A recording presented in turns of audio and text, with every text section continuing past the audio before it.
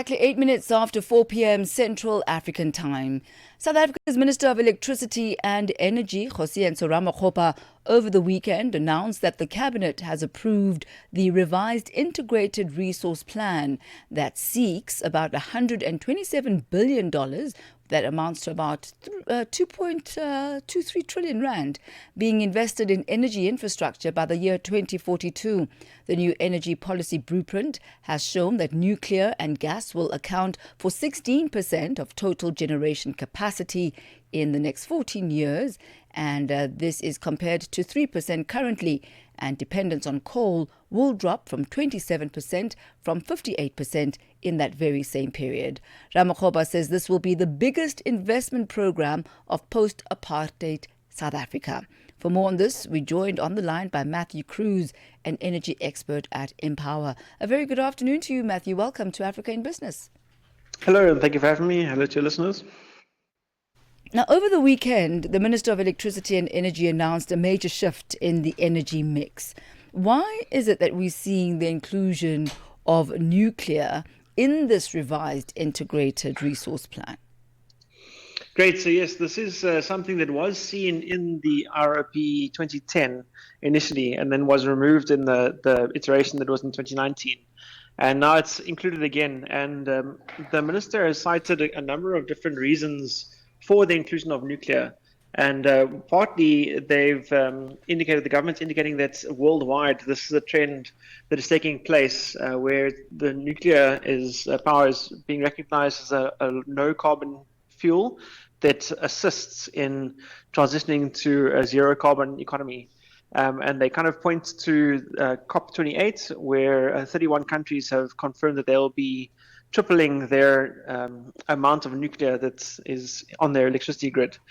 So apart from it being a low carbon source of fuel, it's also been confirmed as a green source of fuel by the European Union. And there's also aspects of nuclear that when it's online, it is cheap, low cost form of electricity.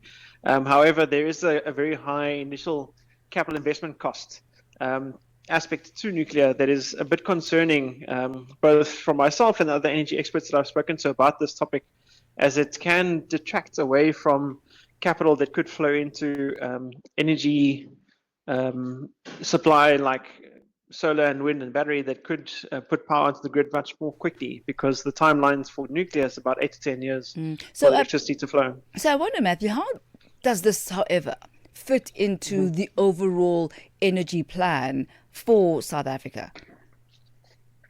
Great. So you were mentioning previously that we're going to be going down from 58% of installed capacity of coal down to 27%. So then nuclear is going to go from 3% up to 5%. So it'll still be a relatively small amount of the installed capacity in the country. And that 3%, even though we're going to be pretty much tripling the size of Coburg as new capacity coming online, it's in the context of a whole bunch of additional other generating capacity coming online as well. So to put some quick context to the numbers, so nuclear is 5,200 megawatts that's coming online. Currently, we have 1,800 megawatts at Coburg, which is 2 units of 900 megawatts each. And the target by 2039 is 25,000 megawatts of solar, 34,000 megawatts of wind, 16,000 megawatts of gas, and then battery energy storage, 8,500 megawatts, and lastly, distributed generation, which is solar on rooftops, being 16,000 megawatts. So there's a whole bunch of additional, apart from nuclear, other sources of energy that are coming on, and it's going to be an energy mix that's going to greatly reduce our carbon footprint as a country. So that's in the context of that. Nuclear is kind of just a small portion of it, but it does take a lot of upfront capital of that 2.2 trillion amount that you mentioned. So that is the amount, the 2.2 trillion that's set to be invested in energy infrastructure. What do you estimate the capital cost of the proposed nuclear build will be, and how does it compare with alternatives such as renewable energy? Great. So yeah, just to put to context, that 2.2 trillion rand, that's not investment from the government. That's what they've estimated the total investment amount will be, and they're looking to foreign direct investments, other nations as well, and we've heard of commitments from the EU and also from other developed nations that's going to be assisting us in our just energy transition. So that's the amount, that 2.2 trillion, that is kind of calculated from the RRP, from the government side, in terms of when you add up everything together, then it's going to be that amount that's needed to be invested. Also from the banks in South Africa and private capital. Interestingly, they haven't given much details about their guarantees that they're going to be providing for that. So it doesn't seem like they actually are, from their side, like giving much clarity as yet. We are going to see more clarity as there's going to be rollouts of information from now the approved plan to the public. And part of that as well is that we don't have clarity on the portions that has been allocated in their thinking of nuclear versus wind and solar.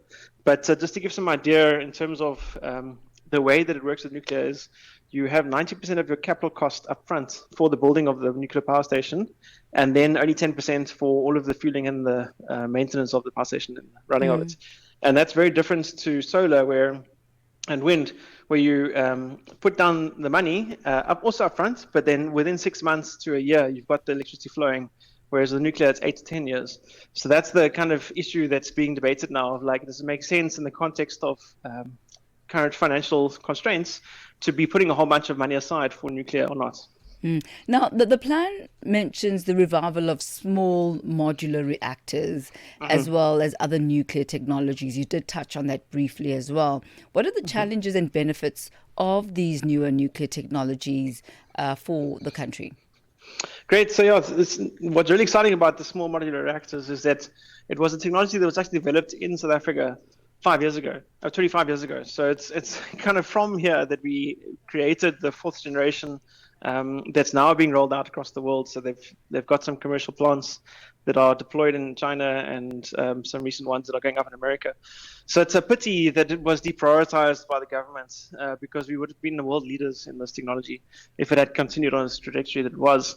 But as we know, the previous presidency, there were some interruptions and things that have been revealed in the Zondo Commission regarding state capture. But if that wasn't the case, what would be the current reality is that we'd be world leaders with this pebble bed reactor, and the benefits of this reactor in particular is that it doesn't need to have a whole bunch of water to cool the reactor, as it's a stable reactor without any water.